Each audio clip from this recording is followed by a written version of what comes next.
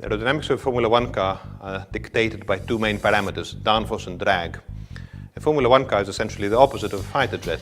In the case of a fighter jet, the air pulls a plane in the sky and keeps it flying. In the case of a Formula One car, the air pushes it on the ground and hence helps it go around corners much faster. In fact, the downforce produced by a Formula One car is huge.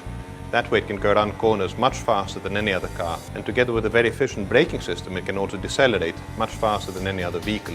The aerodynamic setup consists of the various adjustments that have to be made onto the car for each race. Each race is a compromise between drag and downforce. Some circuits have very long straights, and there it's important to have low drag. Other circuits have lots of corners, and it's very important to have high downforce. Unfortunately, the two things don't go together. Therefore, it's important to choose between where exactly one has to set up the car in terms of the ratio between downforce and drag. It's not just downforce and drag, it's also car balance. It's important to have the right amount of downforce on the front and the rear wheels. That is the other element of setup that has to be gotten just right for each circuit. Setup also affects the reliability.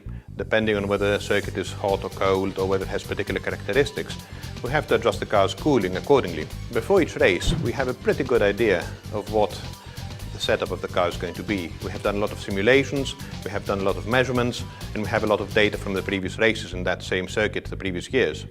However, it's indispensable to also go around on Friday and get track time, and then we can make some final adjustments.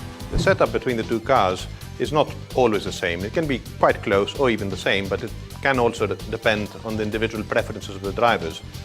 Depending on their driving style, they may want slightly different configurations, and that will be fine-tuned for each car separately.